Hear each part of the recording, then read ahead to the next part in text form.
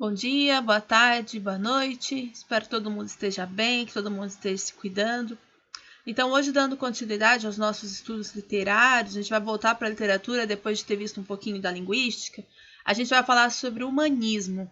A gente viu o trovadorismo, que foi aquele período onde os trovadores, as cantigas tinham uma maior expressividade, e hoje a gente vai falar de um período que se chama humanismo, de um movimento literário que se chama humanismo. Ali pelo nome a gente já consegue ter uma dica, né? Humanismo. O que será que vai estar acontecendo nesse período? Então, aumentei minha apresentação. Então, nossa aula vai ser dividida no contexto histórico do humanismo, nas características e nos tipos de texto literário que a gente vai ter nesse momento. A poesia palaciana, a crônica histórica, o teatro, mas focado no alto, que a gente também já viu, mas eu vou retomar, e vou falar um pouquinho da atividade. Então, contexto histórico do humanismo. O que acontecia na história durante esse momento? O humanismo vai ser um período de transição entre o trovadorismo, que é uma época, é um movimento literário com muitas características da Idade Média e do modo de viver daquelas pessoas, até o classicismo, onde a gente vai ter uma mudança bem brusca de pensamento e é o próximo período, movimento literário que a gente vai estudar. Então, o humanismo vai ficar no meio desses dois, ele vai ficar transitando ali, ora refletindo as questões do trovadorismo, ora refletindo as questões do classicismo. Ele vai ficar bem no meio dessa transição da Idade Média para a Idade Moderna. Então, também, né, historicamente falando, ele vai, né, transitar. E nas questões literárias, falando entre o trovadorismo e o Renascimento, que é um movimento artístico muito forte do classicismo, que a gente vai estudar depois. Ele vai englobar o período de 1434 a 1527. Então, no final do humanismo, a gente já vai ter, né, as grandes navegações, o continente americano já sendo descoberto pelos portugueses e pelos, né, demais europeus, né, que vão chegar espanhóis aqui também e tal. Então, a gente já vai ter outras visões de mundo já prevalecendo no final do humanismo. O que a gente tem acontecendo nesse momento? Uma crise do feudalismo. Então, o feudalismo é aquele sistema onde o senhor feudal morava quase numa espécie de castelo, de fortaleza, e as pessoas ao redor, em troca de poder trabalhar na terra e morar ali, né, criavam essas comunidades, os feudos. Esse sistema vai estar entrando em crise. As cidades vão começar a se formar de uma maneira, né, as pessoas vão começar a se deslocar para as cidades. E então esse modo de vida que é muito mais rural vai começar a entrar em crise, né? E isso vai expandir mais a mentalidade das pessoas que antes viviam muito só nos seus mundinhos ali dentro dos feudos. A gente vai começar a ter embates entre a nobreza e a burguesia que vai estar se formando, né? A burguesia então vai ser, enquanto a nobreza vai desfrutar de privilégios por ser, né, uma questão mais hierárquica, né, o príncipe vai herdando o trono do rei e tal, a burguesia vai ser uma classe que vai se formar, né, com questões financeiras, ela vai então começar a formar toda essa questão que a gente tem hoje de lucro, né, fortalecendo o comércio. Então vai começar o surgimento da burguesia nesse momento, e estão mais presentes dentro das cidades. E ela também vai começar a financiar muitas questões artísticas, né? Como ainda ocorre hoje, os bancos financiando eventos e tal, então, no mesmo sentido. Então, a burguesia ela vai começar a financiar as questões artísticas, a ciência, e isso vai, né, criar esse choque com a nobreza, também porque daí as pessoas vão começar a ter mais acesso à informação, conhecimento e contestar mais o sistema vigente daquele momento. A gente também vai começar a ter epidemias nesse momento. É nesse momento que acontece, por exemplo, a epidemia de peste bubônica, que foi muito trágica na Europa, matando, né, 1/3 das pessoas. E por que isso ocorreu? Como eu falei, o feudalismo ele vai começar a entrar em crise e isso, né, as pessoas vão começar a migrar para as cidades. E essas cidades europeias vão começar a crescer, a inchar, sem a devida estrutura, sem, né, nada de planejamento. Então, E lembra que eu comentei com vocês que as questões de higiene não eram, né, nada levadas em consideração. Então você vai ter mais pessoas aglomeradas morando ali, né, com questões de higiene lamentáveis, fezes, urina, água nada potável. Então, isso facilitou, e muito pouco conhecimento de ciência ainda, embora a gente vai ver que depois aqui, a partir daqui vai começar a avançar. Isso vai facilitar, então, o surgimento dessas epidemias. E o surgimento da imprensa, que aqui é muito incipiente ainda, ele vai se fortalecer mais no classicismo, mas de certa forma as pessoas já vão... O domínio que a Igreja Católica tinha sobre a informação escrita vai começar a ser perdido. Então as pessoas vão começar a ter acesso também a mais informação, se interessar mais por aprender a ler e escrever, e isso vai, né, também contribuir para uma mudança de pensamento.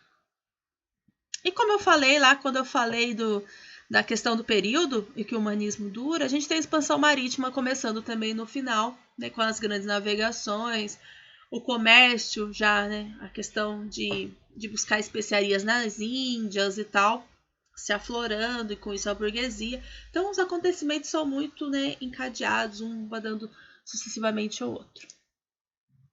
Então, falando das características do humanismo, como eu disse, a gente já tem uma dica pelo nome, humanismo. O seu ser humano vai passar a ser o centro das reflexões desse momento. A gente tem uma mudança de mentalidade, ainda que muito incipiente, aos poucos, é uma transição, mas aqui o humanismo a gente já vai começar a falar das questões humanas, né? Lembra que no trovadorismo a gente tinha uma presença na sociedade de Deus bastante forte, no domínio da Igreja Católica muito forte? Aqui a gente vai ter as questões humanas transparecendo com com menos sutileza, né? As questões do dia a dia, de maneira mais evidente nas obras e na literatura, que é o nosso foco. Então, uma das características é o racionalismo. O que significa isso? Significa que aqui a razão é uma corrente filosófica que vai destacar a razão em cima da emoção, por exemplo. Então, a razão vai começar a ser privilegiada, vai começar a ser destacada como uma qualidade que a literatura tem que trazer, né, a música, a escultura, né, que é muito forte nesse momento, a pintura. Então, e também vai começar então a se dedicar também a muito mais à filosofia, que é algo que com a Igreja Católica estava meio, né, não ser uma filosofia mais cristã, estava meio anulado. Até porque quando a gente fala de fé, tem uma coisa que não chega na fé, é a razão, né, os acontecimentos, os milagres, os dogmas. Então, o racionalismo ele vai confrontar bastante com o pensamento que a gente tinha anteriormente, bastante marcado pela Igreja Católica. O antropocentrismo, então, bem combinando com a ideia do humanismo, é colocar o homem no centro do universo, das reflexões, dos problemas a serem resolvidos, né? Então, quando eu falei do trovadorismo, a gente tinha o teocentrismo, Deus no centro. Agora a gente tem antropocentrismo, homem no centro. Antropo significa homem, então o homem no centro de todas as questões. Cientificismo, então aqui a gente tem a ciência, né, começando a ser destacada, vencendo aquelas imposições que a Igreja Católica estava, né, colocando, claro que com muita resistência ainda, mas tendo destaque sobretudo porque ela vai começar a ser bancada pela burguesia. Então, pesquisa, a gente sabe, né? A gente fala disso ainda hoje. Pesquisa, a questão científica, ela precisa que alguém a banque, ela precisa de investimento. Então, nesse momento, a burguesia vai entrar com esse investimento necessário para que as pessoas se voltem mais para resolver as questões do dia a dia, né? Enfim, epidemias ali, todas as questões das cidades que estão se formando, das grandes navegações, através da ciência.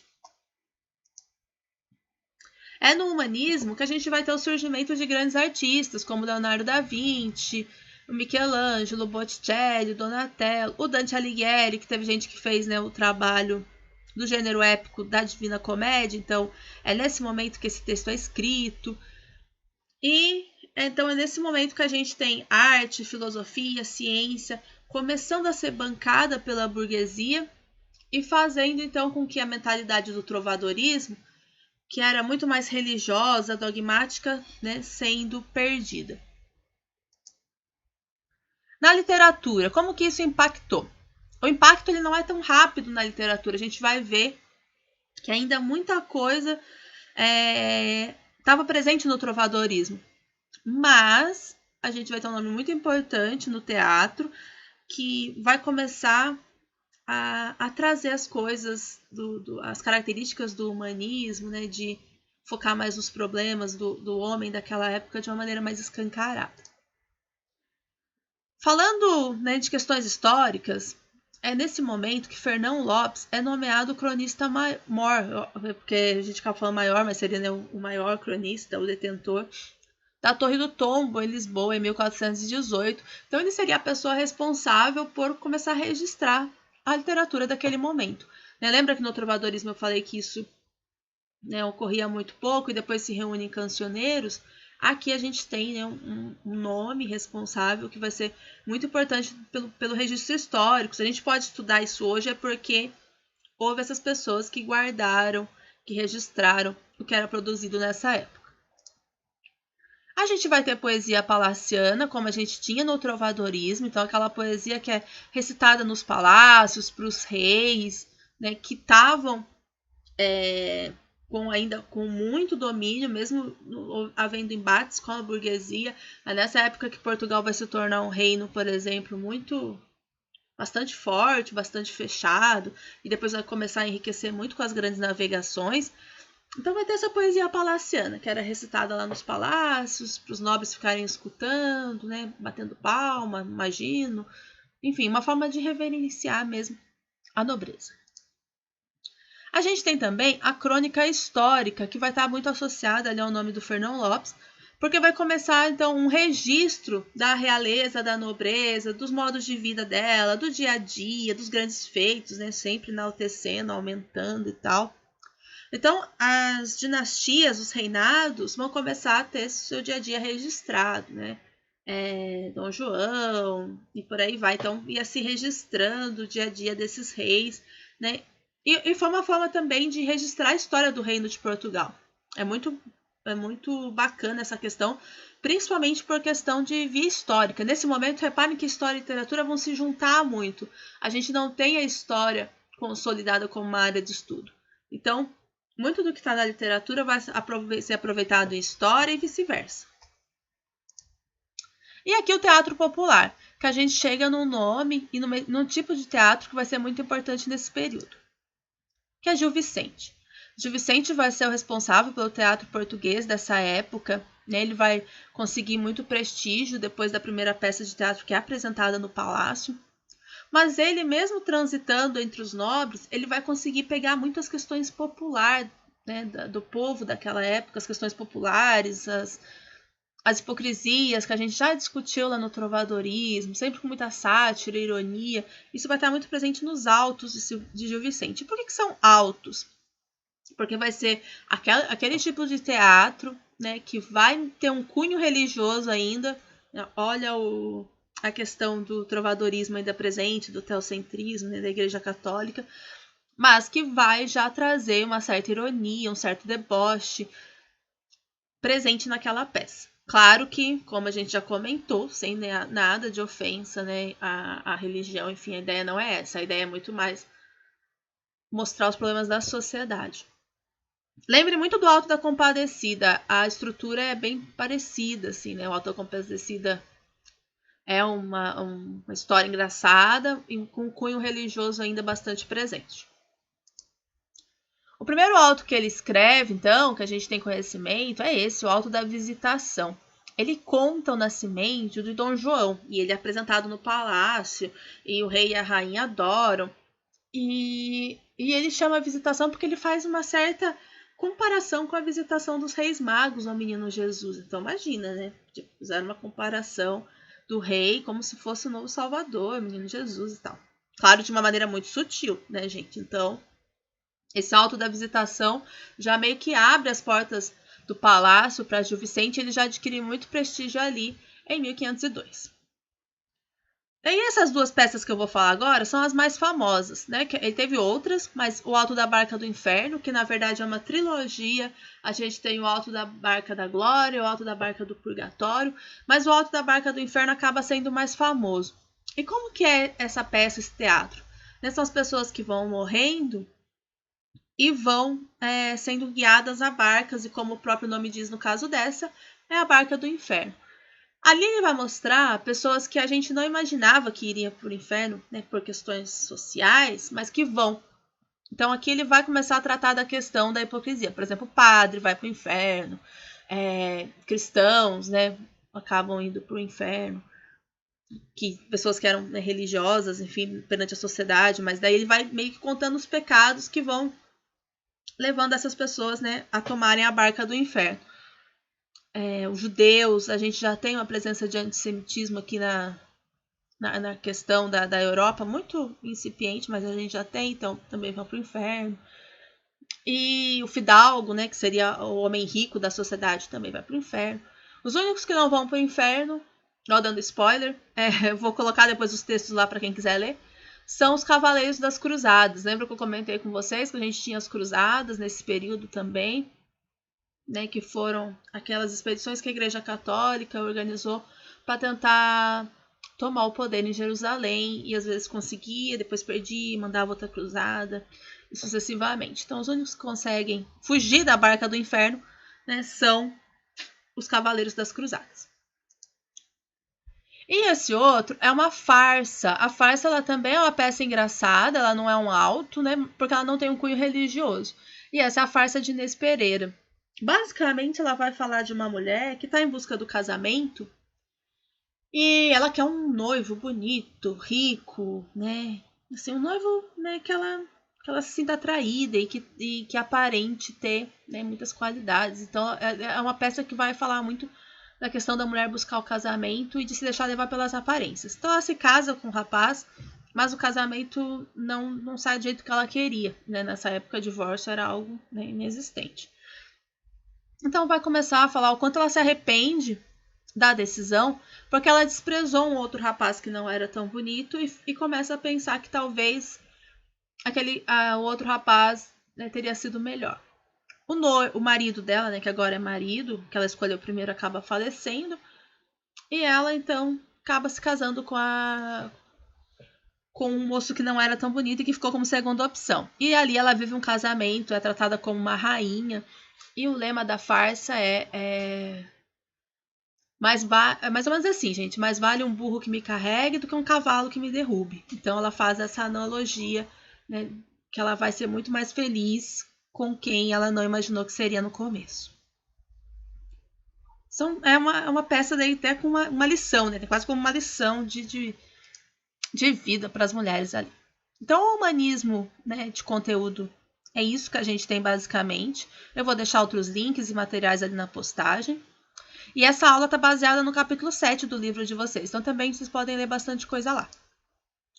E falando nisso, as atividades que vocês vão fazer estão no livro. Então vocês vão responder as questões de 4 a 7 das páginas 72 e 73. Tem um trecho de Gil Vicente lá que vocês devem ler nessas duas páginas. Ele está distribuído. E vocês respondem as questões de 4 a 7, tira foto e me envia. Em caso de dúvida, vocês já têm o meu e-mail, tá ali na apresentação também. E era isso, obrigada. Até mais.